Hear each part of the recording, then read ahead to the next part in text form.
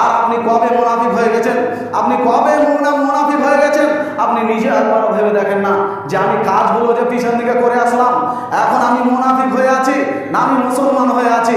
আর মুনাফিকের সবচেয়ে নিম্ন স্তরে জায়গা হচ্ছে জাহান্নামের সবচেয়ে নিম্ন জায়গায়, নিচু স্তরে। এক খেয়ালে আমার দিকে চেয়ে থাকেন, যারা ঘুমিয়ে আছেন ঘুমিয়ে থাকেন না, ঘুমানোর জায়গাটা নয়, ঘুমানোর জায়গা আপনার বাড়িতে রয়েছে। আপনি যদি মনে করেন যে আমি তাহলে এখান থেকে চলে যাব, আপনি যান, আল্লাহ রসুলের হাদিসটা শুনে যাবেন। আল্লাহ রসুল আবু হুরায়রা রাদিয়াল্লাহু তাআলা আনহু তিনি বলছেন, আল্লাহ রসুল সাল্লাল্লাহু আলাইহি ওয়াসাল্লাম বলেছেন যে আমার ইচ্ছা হয় আমি কিছু লোকদেরকে আমি একজনকে দায়িত্ব দিয়ে দিই না জামাতে নামাজ আদায় করাবে, এবং আমার ইচ্ছা হয় আগুনের টুকরা নিয়ে গিয়ে যারা জামাতে উপস্থিত হয়নি তাদের বাড়িঘর সহ তাদেরকে জ্বালিয়ে দিই।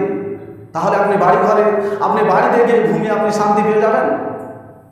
আপনি দুনিয়াতে আপনি আছেন, আপনার টাকা পয়সা রয়েছে, আপনার অনেক কিছু রয়েছে, আপনার ক্ষমতা রয়েছে, তাই বলে আপনি যা ইচ্ছা তাই করবেন, এটা কোনোদিন হতে পারে না।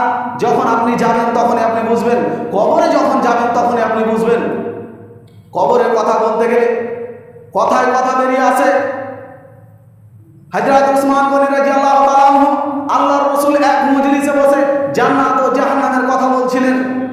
জান্নাত ও জাহান্নামের যখন কথা বলছিলেন, হযরত উসমান গনি রাদিয়াল্লাহু তাআলা আনহু তিনি কান্নায় ভেঙে পড়লেন না। যখন কবরের কথা বললেন তখন হযরত উসমান গনি রাদিয়াল্লাহু তাআলা আনহু তিনি কান্নায় ভেঙে পড়লেন।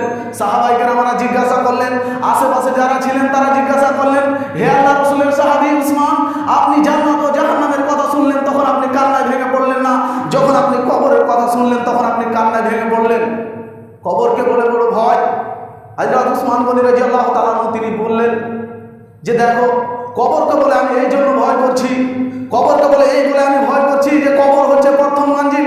কবরে যদি আমি পরিত্রাণ না পাই, কবরে যদি আমি ধরা খেয়ে যাই, তাহলে কাল কিয়ামতের দিন আমাকে আর কেউ করতে পারবে না, সুপারিশ করতে পারবে না। আর কবরে যদি আমি পরিত্রাণ পেয়ে যাই, কবরে যদি আমি পার হয়ে যাই, তাহলে কাল কিয়ামতের দিন ডান হাতে আমার আমলনামা আসবে। আর কবরে যদি আপনি ধরা খেয়ে যান, আপনার আমলনামা ডান হাতে আসবে, আপনি কি করে আপনি ভাবতে পারেন?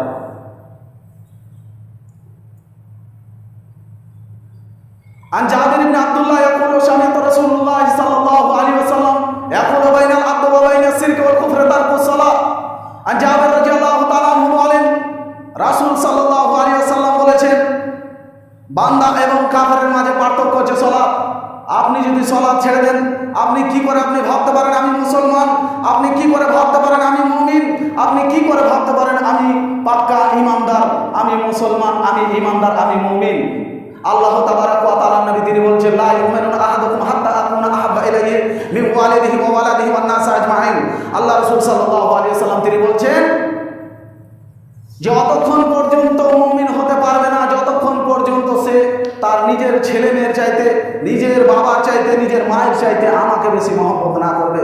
তাহলে আপনার ছেলেকে যখন আপনি পান, আপনি কোটিপতি হয়ে গেছেন, আপনার ছেলেকে যখন আপনি কোথায় দেন, তখন আপনার ছেলেকে আপনি জড়িয়ে ধরেন, তখন আপনার কথা আল্লাহ রসুলের কথা আপনার মনে পড়ে না।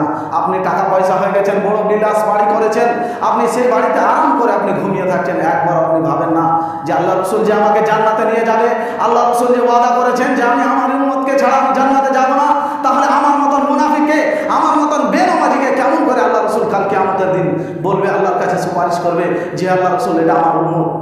কেমন করে বলবে? আপনি যদি আল্লাহ রসুলের কথা যদি না মানেন, আল্লাহ তাবারাক ওয়া তাআলা যদি আপনি আদেশ ফলো না করেন, আল্লাহ তাবারাক ওয়া তাআলার আদেশকে যদি আপনি ভঙ্গ করেন, তাহলে আল্লাহ রসুল সাল্লাল্লাহু আলাইহি ওয়াসাল্লাম কাল কিয়ামতের দিন আপনার জন্য কেমন করে সুপারিশ করবে?